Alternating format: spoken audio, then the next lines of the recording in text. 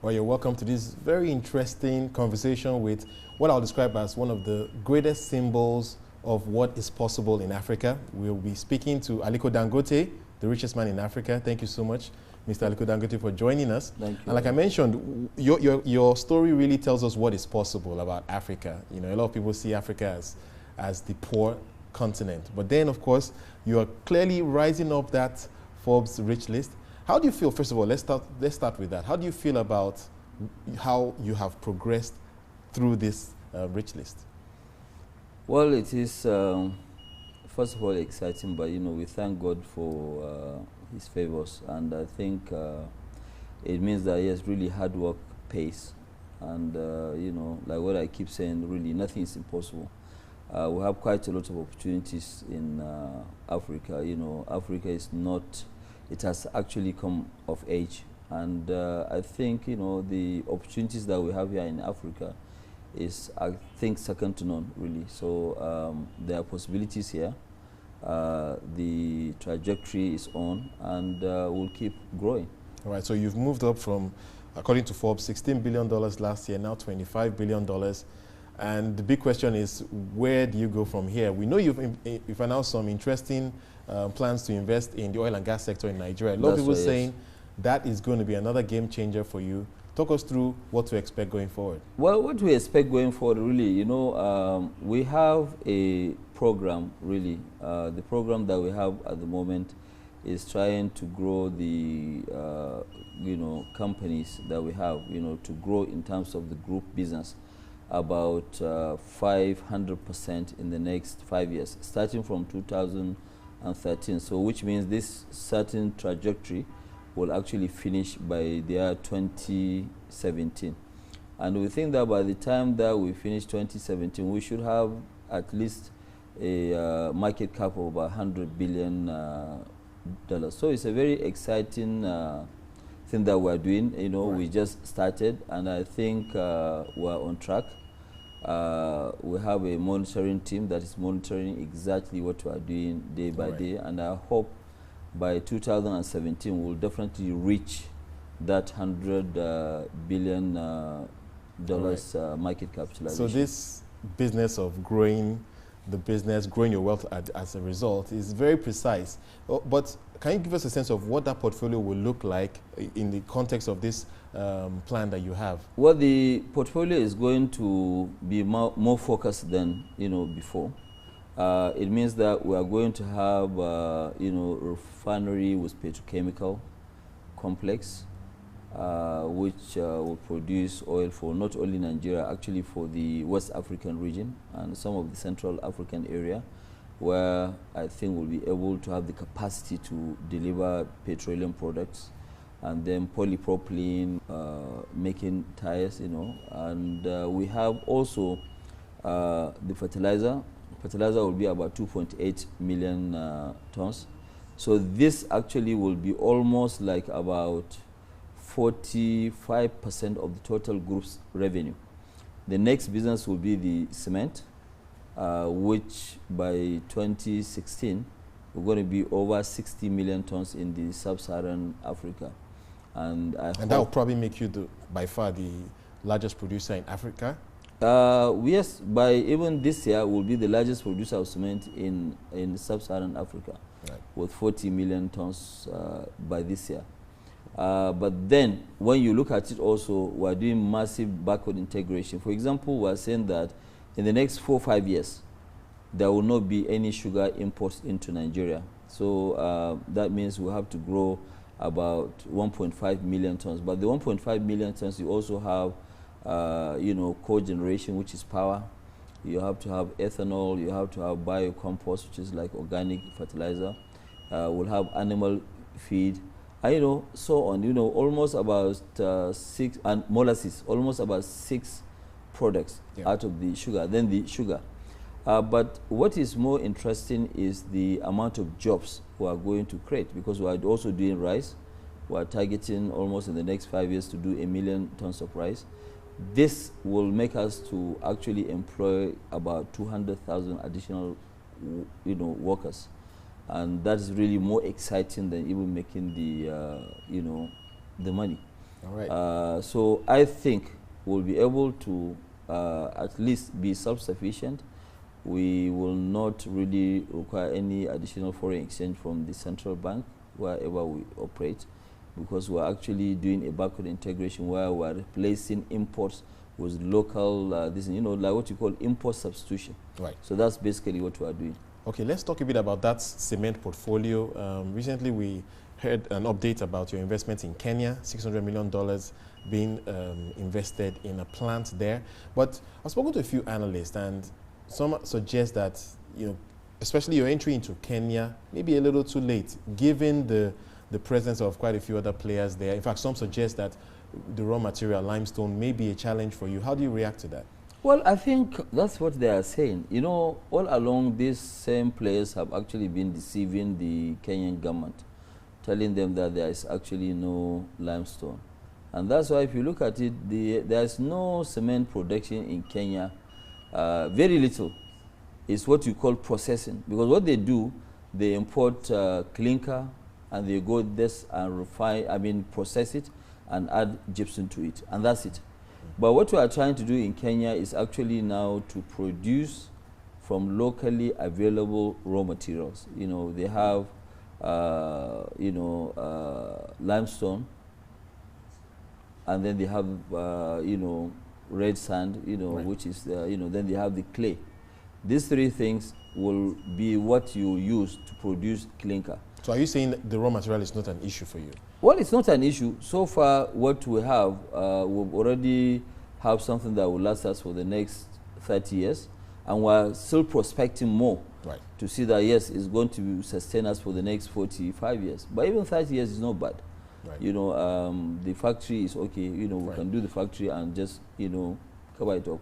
To them, they can keep saying so. But if they are saying that we're late, why did some of them actually just announce some major expansions?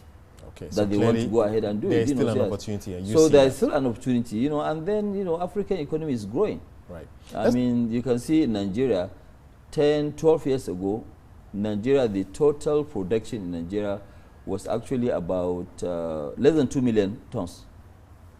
And today, Nigeria is 28.5 million tons.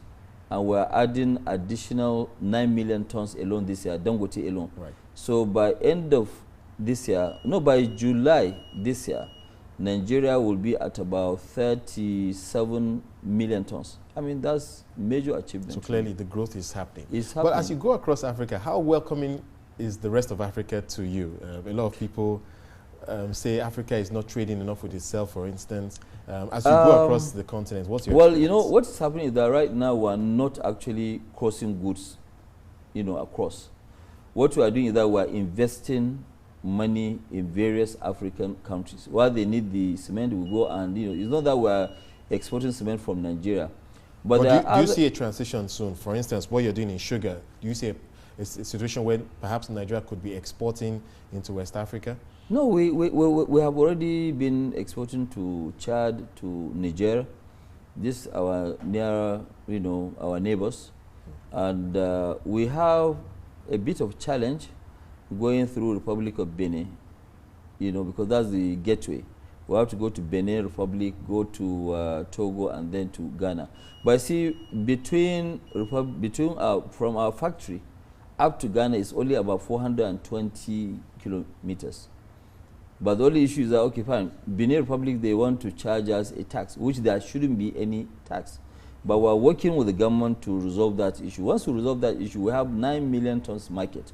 So clearly Africa has worked for you. It has worked, and I think it is going to continue to work, really, because the plan that we have really can easily see us by 2017 to over 65, 70 million tons. All right. You're clearly very committed as well to giving back philanthropic work, and your foundation also recently announced a 200 billion naira commitment to touching lives in many ways. Can you just speak about that and exactly how that works? Looking at how your wealth, for instance, will go into that, and how as well, I think it's very important how you intend to bring other people on board, as we've seen elsewhere, where we see many of the richest people in the world collaborating to make change. Yes. Well, What we are trying to do, you know, in Africa, really, philanthropy is something new. Not new, but people, they've been doing, and they haven't really paid so much attention to it. And what we have done now is that, yes, we have this massive trajectory which we are doing in the next 4 or 5 years. And that's why we are not able to give, I'm not able to give so much more than what, I mean, as much as I would have loved to. Because if you look at it, the amount that we've given now, which is an endowment, is $1.25 billion. Yeah. I would have loved to do more, but then we also have... Why can't you do more? Well, you know, because we have also our own trajectory. We are growing the business.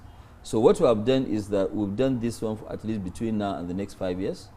And then after 5 years, by that time, we actually will not have any more projects. Then we will do additional endowment. But for now, what we are trying to do, we brought in a lot of other new issues. You know, we want to concentrate more on the same area, which is education, health, nutrition, which is under health also, you know, but there are quite a lot of things that we want to do.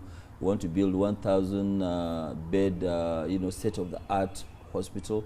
We're doing a lot of interventions in, you know, school, building business schools, and quite a lot. And now what we want to concentrate is empowering of the women. You know, we have this program which we're doing right now, giving 1,000 women a grant in all the local governments in Nigeria. And, you know, we are now trying to also go back and concentrate in terms of training the youth and also empowering them. Right, but what about the point I made about bringing others? Because the rich, particularly in Africa, they have a bit of a bad name. There's a sense that it's not as philanthropic as we've seen elsewhere in the West. So what about collaborating with others and inspiring others to do more? Well, I think with what we have done, it will inspire others to do more. And people who really don't have, you know, the time and also doing it directly by themselves, most likely we can partner. And we're doing quite a lot. You know, we have this private sector health alliance, which I think it was promoted by Bill Gates. A member there, Aliko is there, Jim Obia, you know, is there, and you know, Shola Bora, you know, she's also there, which we try to intervene mainly in the health sector. We're also collaborating with, you know, Bill and Melinda Gates Foundation, which, you know, is quite encouraging. You know, we're doing more in other states. We've now gone to doing Kano, we're going to Bauchi and some few other states. And also to make sure that the polio stuff is successful. You know, there are quite a lot of things that which we really want to do. And you are right. The only thing that we need more partners in Africa. But I'm sure with what we are doing, somebody has to lead anyway. And Absolutely. That's what we are trying to do. You know, right. Once we lead, you will now see some people coming on board right. to say, hey, okay, fine, look. You see, because the real thing about wealth, what will make you to enjoy it and also be happy that, yes, you are rich, is actually how many lives you can touch. Absolutely. While you are alive, you know, and that's what, you know, I think we need to do. We'll concentrate, we'll give more. As God continues to bless us, we also have to pay back, give back to the society. Welcome back to our conversation with Aliko Dangote, Africa's richest man. Thank you so much for staying with us. And we want to talk a bit about your business and what next. We know that in the past there's been a lot of talk about listing in London. And can you just give us an update on that program? Yes, well, we'll list outside Nigeria in London, most likely, you know, but not earlier than, you know, late 2015, beginning 2016. Maybe, you know, we need 2 years more because we have quite a lot of capacity in the cement business to put, you know, this in, you know, consolidation also, you know, because they are all new businesses. So listing has quite a lot of challenges. So it's not good for us to just go and jump into something. We're already listed in Nigeria. It's only the, actually, you know, the second listing that we're trying to do, you know, which is secondary listing in London, which it will happen, but I cannot really see it happening before even 2016. But what would likely be listed? Would it be the cement business or would it be the group?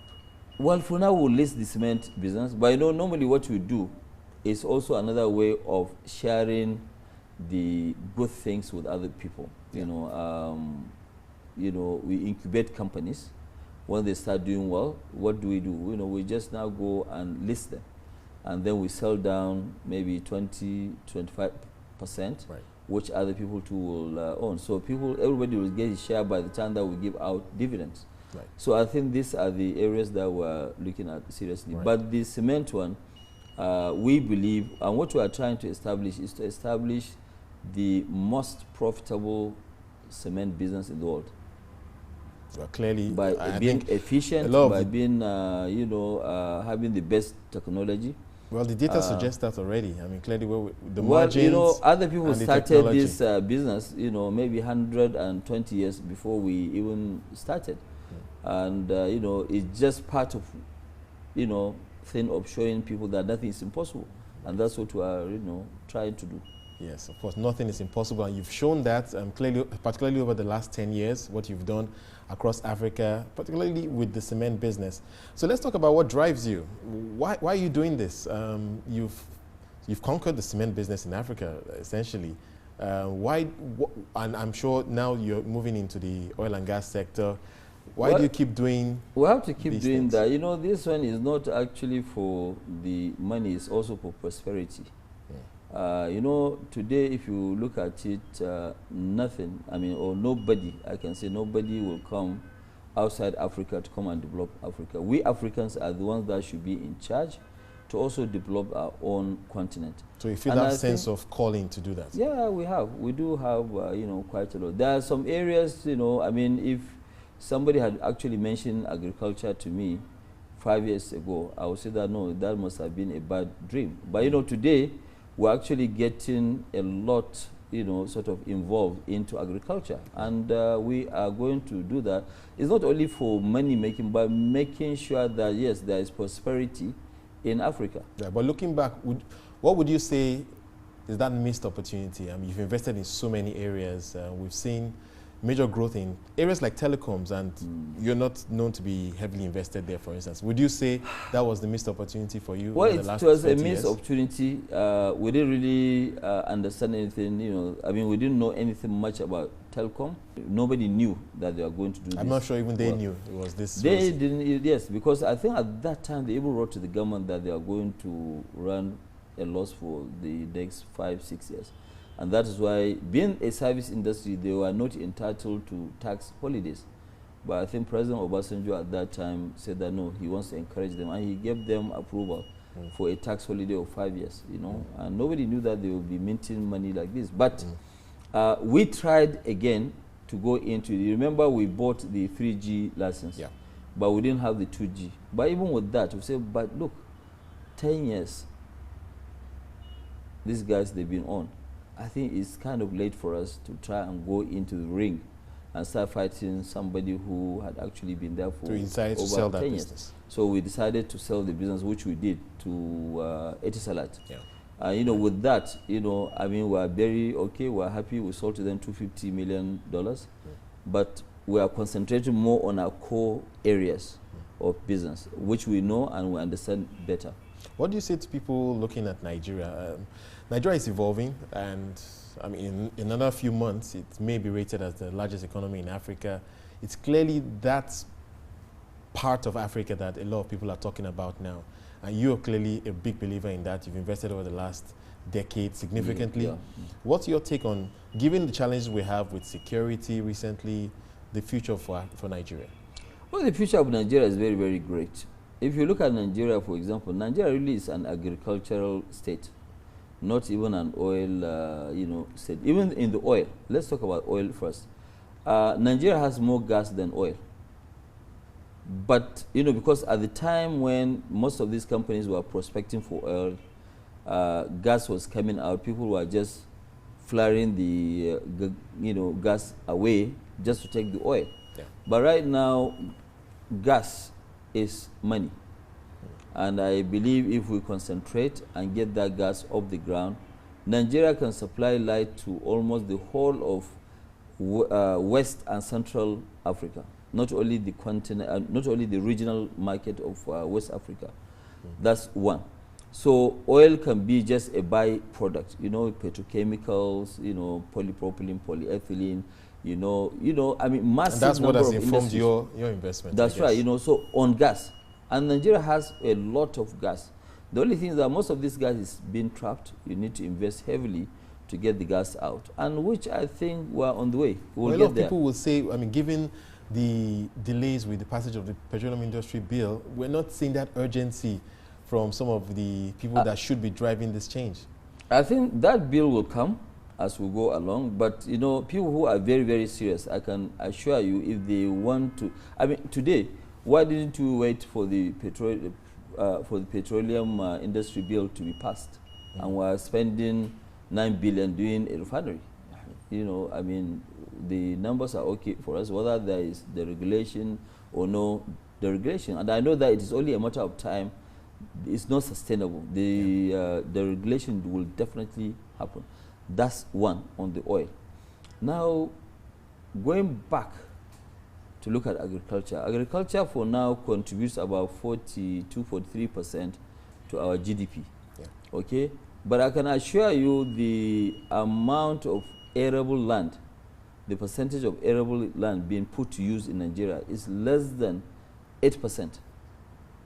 So you can see the future is enormous. I mean, today, Nigeria imports maybe up to now $1.2 billion worth of milk. Why should we import milk when we can easily do it here? Why should we import sugar? Why should we import rice?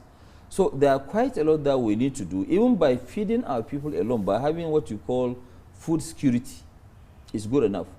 But then, after the 170 million population, you have other 14 West African countries with their own population, which totals up to about 320 million people. I don't think if you can just walk away and leave 320 million market, 320 million people's market. It's a huge market. It's a huge market. But I think what we need to see going forward is to have an inclusive growth. When this growth is coming, okay, whether it's 7 or 8%, but let it be inclusive so that it will trickle down, it won't hang over there. You know, why, yes, it's 7% or 6.7%, where the people below are not feeling the impact of it. Perhaps why your foundation is focusing so much on empowering people. We have to do that. If we want to also live in peace, we need to give something back to people. Absolutely. Yes. Final note for me would be, what next for you? Clearly, Africa, you've started, you've conquered it to a large extent, but will you look outside Africa at all? Is that something that interests you at all? We will look outside Africa, but you know, for now, tell you the truth, the opportunities that we have in the continent in Africa, even people outside Africa, they are looking inwards into Africa. So why should we go elsewhere? We'll go to a place maybe in Asia or somewhere where it makes sense. But anywhere that does not really make sense, we will rather, you know, concentrate in our comfort zone, which we know how to, you know, run here and there, and we make things happen. Right. Plus, you know, what I keep saying is that we Africans, if we don't make Africa great, nobody will do it for us. So the challenges of us to remain here and make sure that we do the right thing is what will not allow us to go outside Africa. Not that we are not really looking for, but because there are enormous opportunities here, which I believe we should try, not only for the monetary part of it, but to make sure that we make Africa great. Right, so those enormous opportunities clearly creating wealth for people like you. And just on a final note, your take on the potential for more Africans to perhaps come onto that Forbes list and maybe even challenge you there, because the distance is significant right now, but given the opportunity that Africa presents, with the right opportunity, with the right idea, with the risk-taking initiative that you have shown, perhaps there's an opportunity for more people to climb up that list. I think, you know, in the next couple of years, in the next maybe 10 years, you might actually see more Africans than even people from the Middle East. And I think that is really a great achievement. You know, before, 10 years back, only South Africans. Yeah. You know, then the Egyptians, then now, you know, some of us, you know, from West Africa. But right now you are talking about even Tanzania, you are talking about. So Africa is coming of age, and I think, you know, the number in the next 5 years of Africans on POP's list is going to be very significant, you know, and that one will actually, you know, cause quite a lot of attraction, where you see quite a lot of people will now come in and say, hey, look, something good is happening in Africa. Can we also go and look at the opportunities? Yeah. I mean, today you have even American companies, you know, jumping in here to come and invest. GE, they are investing heavily in Africa because they know the future, they've seen it, and they can actually read where there are opportunities. And that's just really what is happening. IBM, all of them. Mr. Dangote, thank you. Thank you very much for your time. Thank you. Of course, I've been speaking to Aliko Dangote, the richest man in Africa, showing you what is possible in what many are calling the poorest continent in the world. Thank you. Of course, I'm Wale Famirewa. Keep watching CNBC Africa. We're first in business. Bye-bye.